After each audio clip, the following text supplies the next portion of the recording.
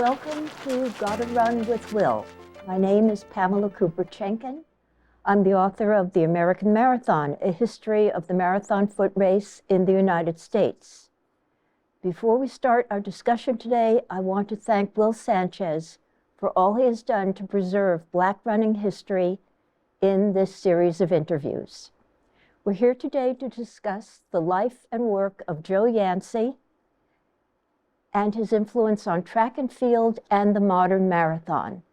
We are also going to discuss ways to teach the history of the club that Joe Yancey started, the New York Pioneer Club. My guests are Yvonne Floyd-Mayers, an immigration attorney, professor of clinical law at NYU, and the granddaughter of Joseph James Yancey, and Isabel Eliaschev, the head of school at Alpharetta International Academy in Atlanta, Georgia, and a former member of the New York Pioneer Track Club. Recently, there was an exhibit at the New York Historical Society called Running for Civil Rights about the legacy of Joe Yancey. Yvonne, how did you feel about that exhibit? First, overwhelmed. Two, I had to pinch myself, didn't think something like that would actually happen. So glad it finally did happen, and that so many family and friends were able to be a part of the celebration and to see it come to fruition. How well did the exhibit cover the life of Joe Yancey? I think in terms of my grandfather's life as it related to the New York Pioneer Club, I think it did a very good job. Myself, my sister Christine, my cousin Michael were all his grandchildren, my grandfather's grandchildren. We were all very involved with helping to provide information, items for the exhibition, so I think it did a good job. Very glad of that. Can you tell us something about the life of Joe Yancey, about his background? Because so much of his life would fit so perfectly into teaching Black history in the 20th century. Mm-hmm. First of all, my grandfather was a very proud native and lifelong New Yorker. That was something that he was very proud of. He would tell anyone who would listen to him that, like he was a New Yorker. As far as his family's background, I never met my grandfather's parents, but his father, Joseph Sr., was from Philadelphia, but his family was originally from Virginia. And his mother, Marcelina, she and her family were originally from South Carolina, from the Pawleys Island area, which is referred to as Geechee or Gullah community. And they both made their way to New York, and that's where my grandfather was born and raised. So they were part of the Great Migration. That's correct, yes. And your grandmother's Sure. My grandmother, who I knew extremely well, larger-in-life character in my life, and I also knew her parents very well. I knew my grandmother's parents. My great-grandfather, my grandmother's father came from the Caribbean. His family were native French speakers, but he was raised on a British island. So when he emigrated to the U.S. with his older brother, my Uncle Emmanuel, as young men after their parents had passed, they came together as young men, actually through Ellis Island.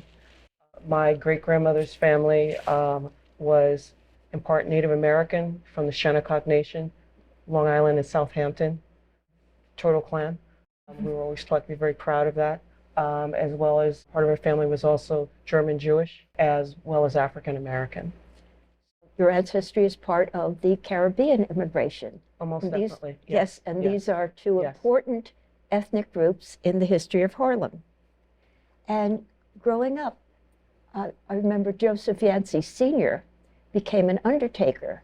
So he had his own business. He was an entrepreneur. So the family were very much established middle class.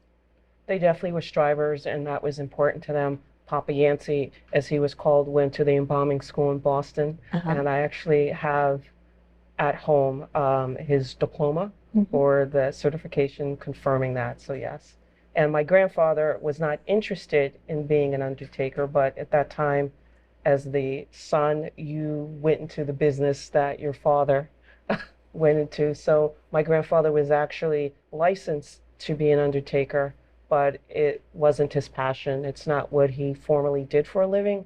He would at times be the undertaker or funeral director for close family friends or family members, but that's not what he did for a living. And I know your parents were very concerned with education.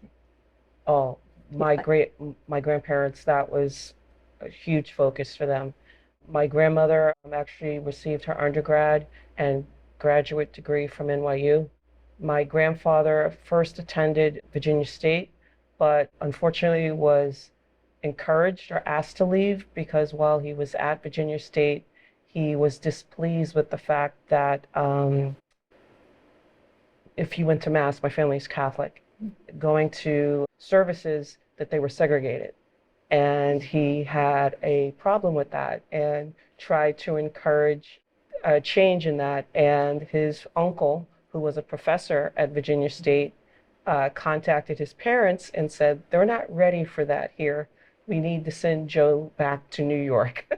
So then my grandfather then took courses at NYU. But that was very important education. So he was, in addition to education, he was already involved in civil rights. Yes.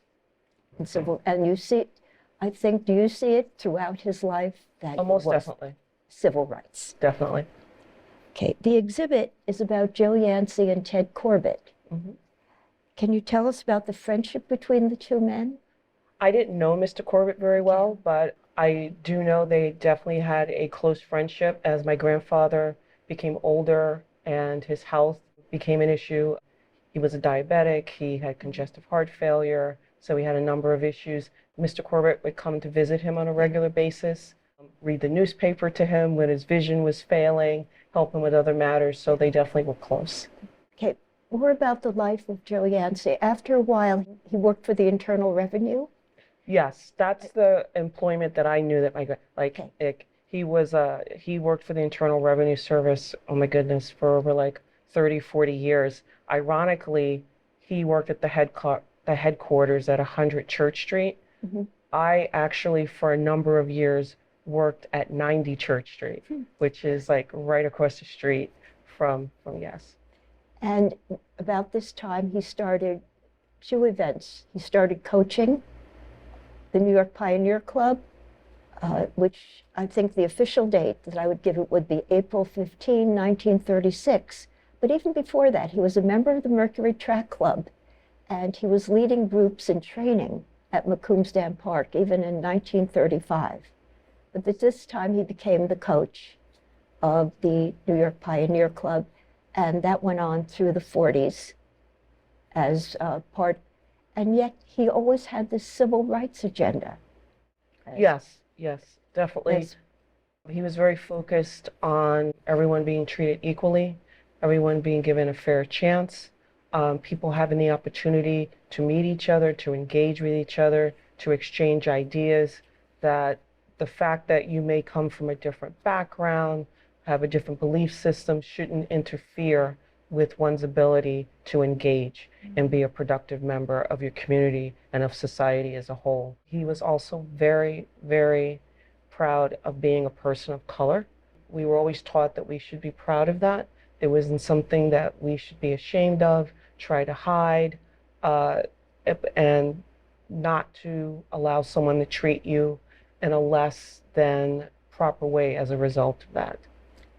How did he feel about the various civil rights activities that were going on in the United States, especially in the 50s and 60s, and especially about how the athletes were treated? My grandfather was very focused on ensuring that the members of the track team were treated fairly, that they weren't demeaned, that they were treated with respect, and whenever the opportunity presented itself, if there was an issue, to address it to the best of their ability.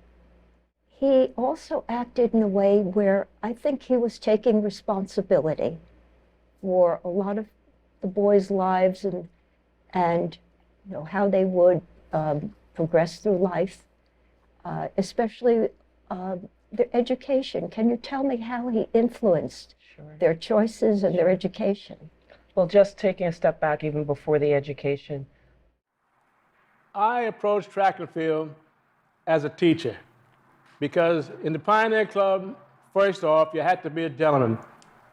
Discipline, punctuality, and a understanding of the traditions for which the New York Pioneer Club was formed. In the New York Pioneer Club, there was no profanity. You had to act like a gentleman at all times, on and off the track. That was very important. And you had to maintain integrity. And I can say that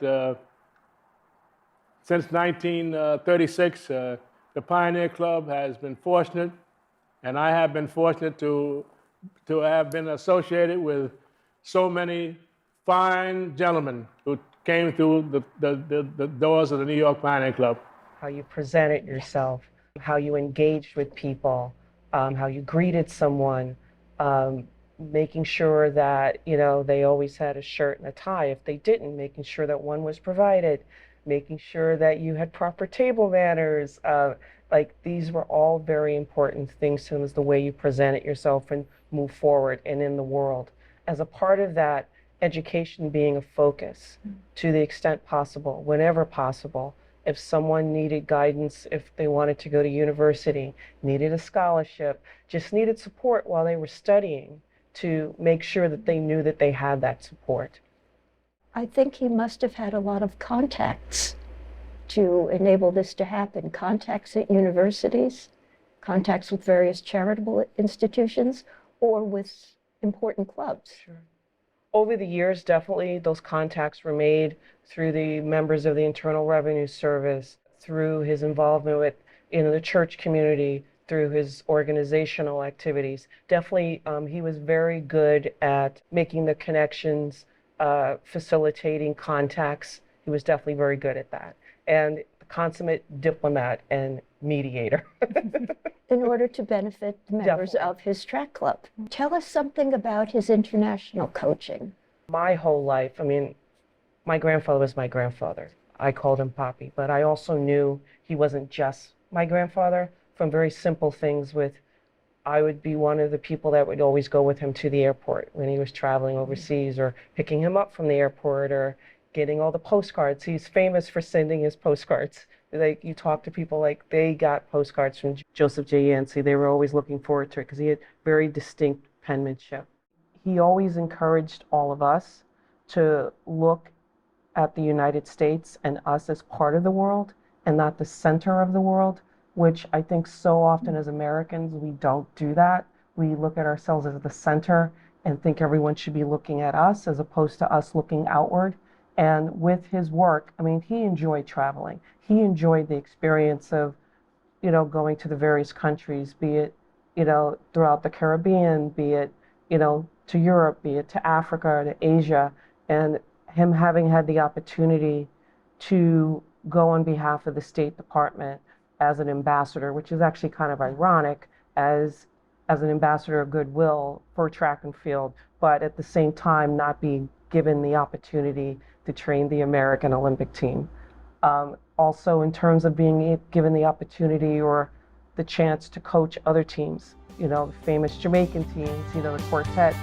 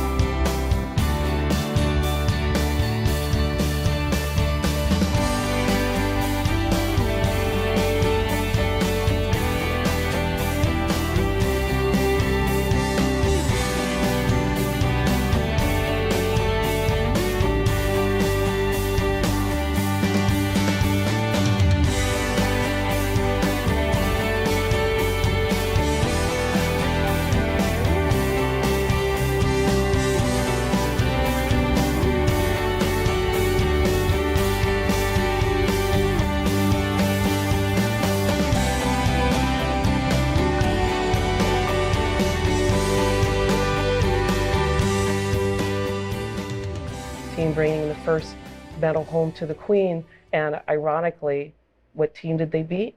They beat the American team. Like, that's a movie. I mean, like that, you know, like that's like the best Hollywood thing. Yes. You know, like you can't, like, you know, it's real, it's not fiction. It would be a great movie, the New York Pioneer Club, the American version of Chariots of Fire, as far as I know. And you've told us a little bit about his later years in the 1970s, Yes. where he gradually gave up a lot of the coaching to Ed Levy. And Ed Levy joined the Pioneer Track Club when he was about 15, and he had suffered from osteomyelitis, so he walked with a limp. And Joe Yancey made him the manager of the track team. I think this is very early inclusion. Absolutely. Every boy is welcome. You didn't have to be good. You had to want to be part of the track team.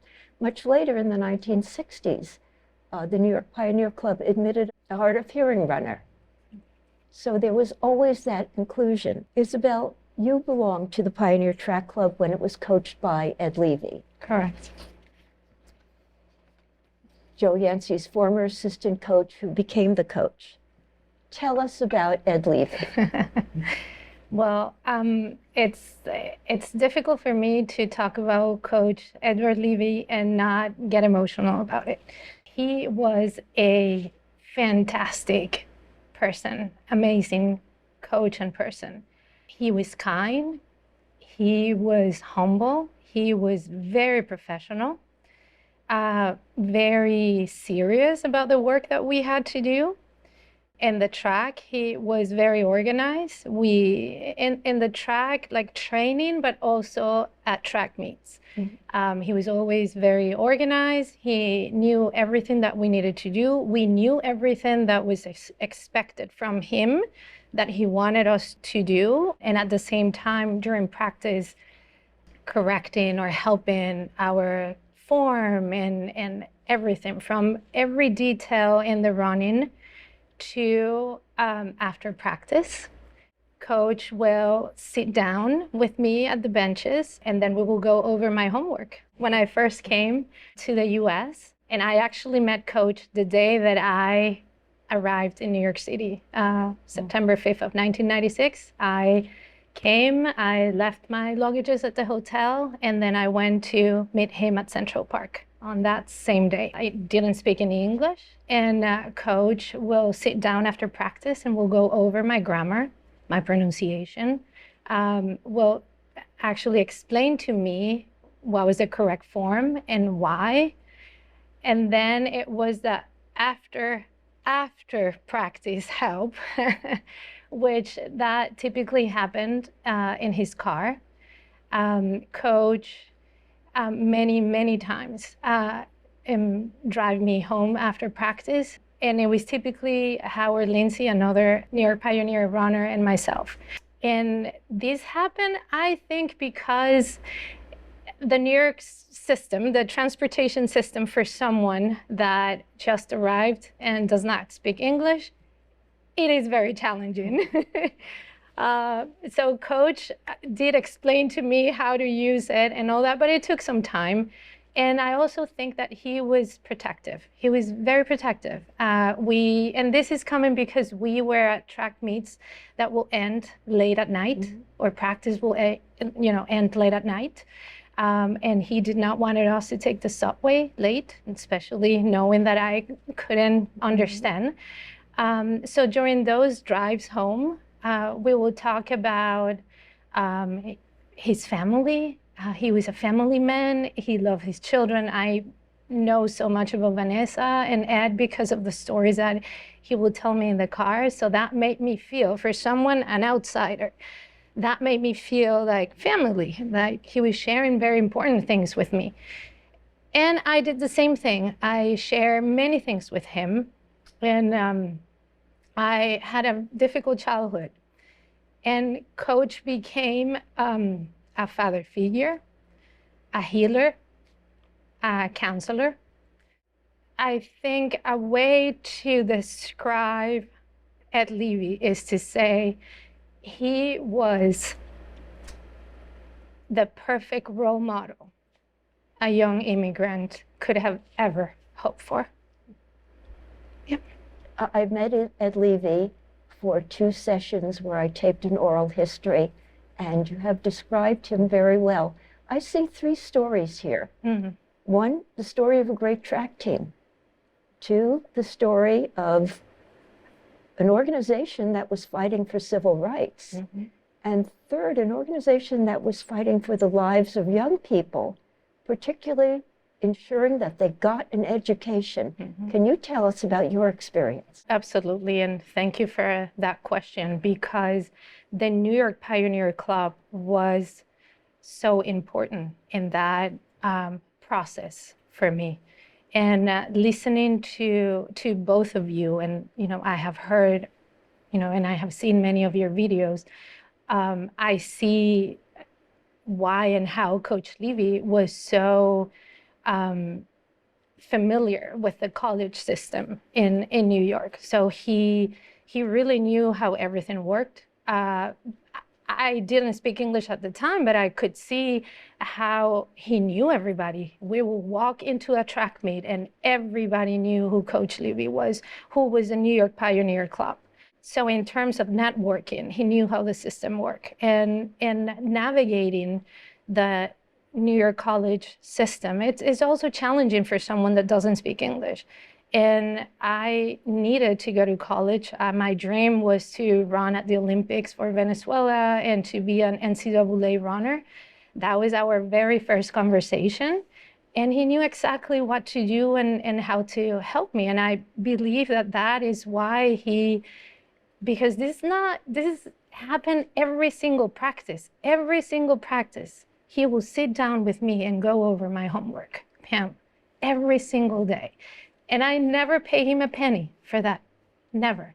And I think it was because he knew that in order for me to get that scholarship, I really needed to be a good student. And one thing that I want you to know that I think it's very important for educators to know is that it was not just sitting down and helping me through my homework. It was that he really believed that I could do this, that it was just a matter of helping. It was just with the right help, Okay. then students can be successful. Right. Can navigate that system. Again, we see the whole theme that you can be successful, that any member of the Pioneer Track Club could be successful. And now you're a head of a school. Correct. How would you teach this story? I actually already started to teach the story. And this happened in my position as a head of school. We have this beautiful campus in Alpharetta, Georgia. And it has a little woodsy area, a mini forest. And through the help of a family, actually the Dennis family, donated the labor and the work to do a mini cross-country track inside of our campus. The school had never had a cross-country team, so this is the very first time I saw the land, the opportunity to do this, and I really wanted for the students of the school to have that, and it's part of my passion, part of who I am, and I wanted to share that with them. Hi everyone, I want to introduce you to the AIA Pioneer Club. Woo!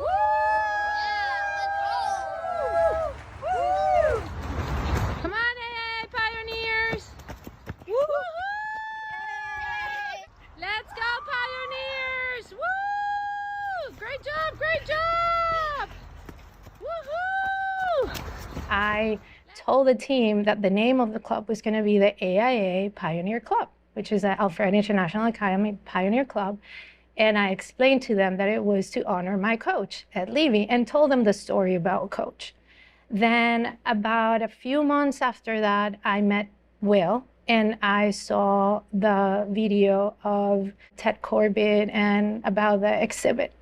And then I used that already and introduced the New York Pioneer Club story and Joe Yancey and his story in our 4th, 5th, and 6th grade class. Okay, so you think that the videos that Will has been compiling of the history of the Pioneer Track Club could be used in schools, Absolutely, I And did. I'd also like to go over with you some themes.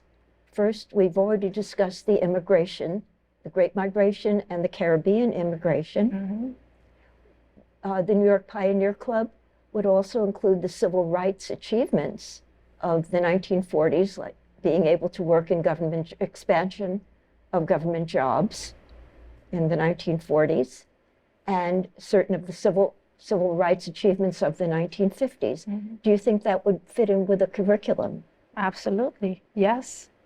That first video of the exhibition, especially the very first part, is so rich in history and so appropriate for students, for elementary students, middle school students, high school students. You're talking about the exhibit at the New York Historical Society. Correct. That speaks about how Joe Yancey started the club and why. Because it is important for students to know the why.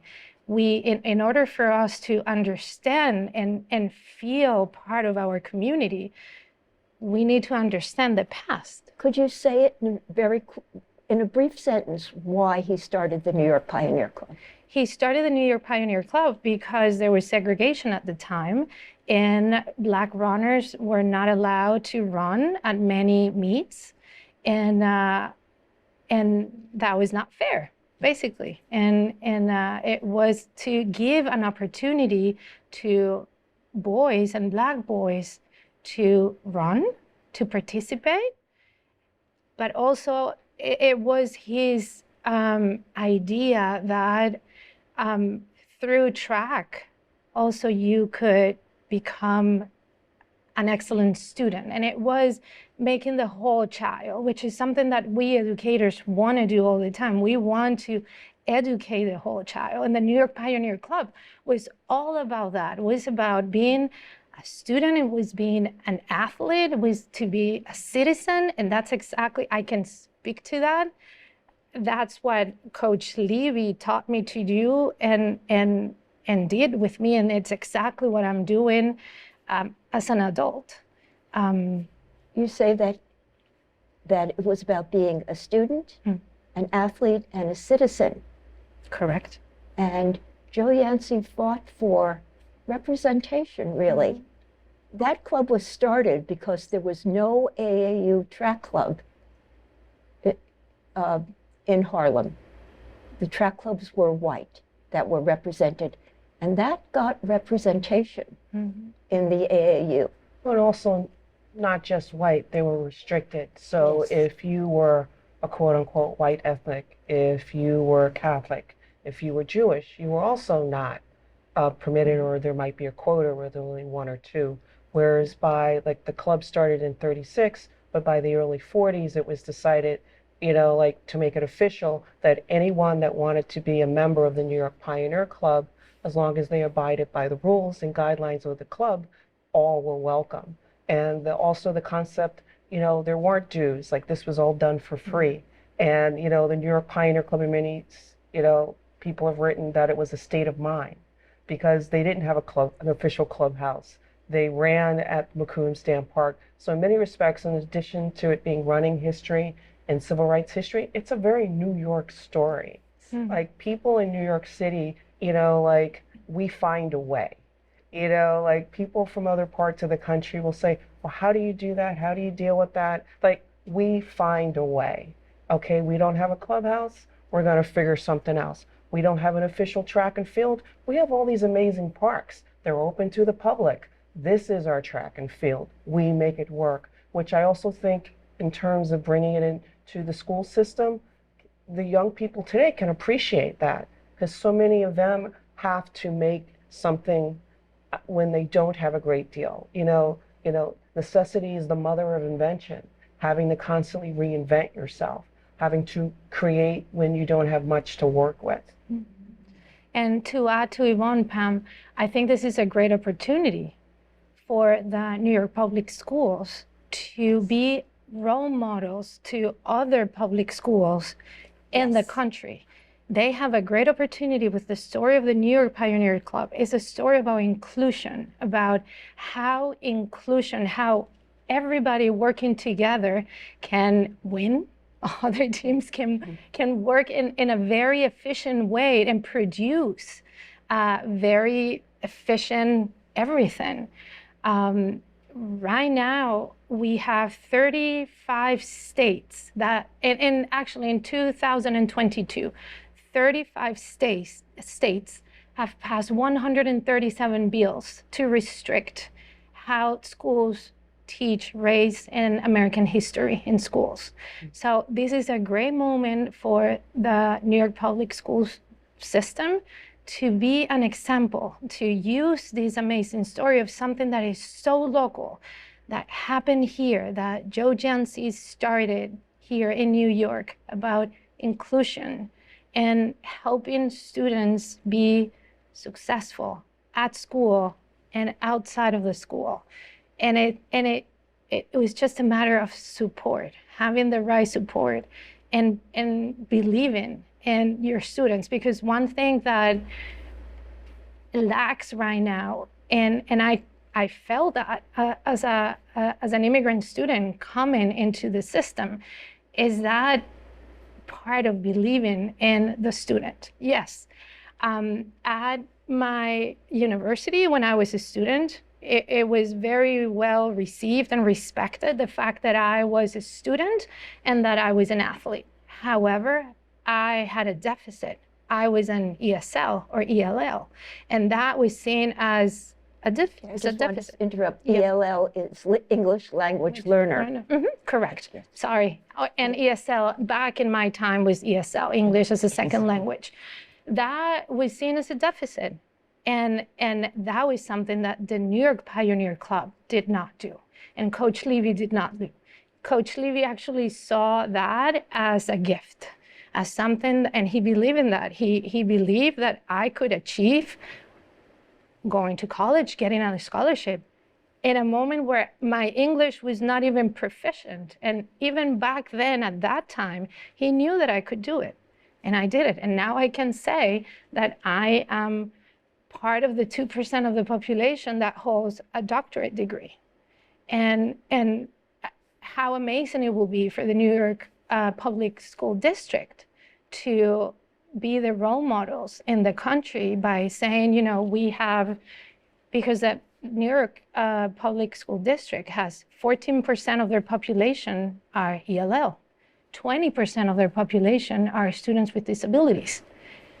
The New York Pioneers Club, your grandfather, to Coach Levy, who had a disability, couldn't run, and manage one of the most amazing teams in New York after Joe Yancey passed away. So supporting students with disabilities the right way, supporting students that are ELL, supporting Black students, supporting any student, definitely will be a successful story for our society and a great opportunity for the New York School District to be an example. And you've offered us a number of other ways that the story of the New York Pioneer Club fits into the educational history of New York City.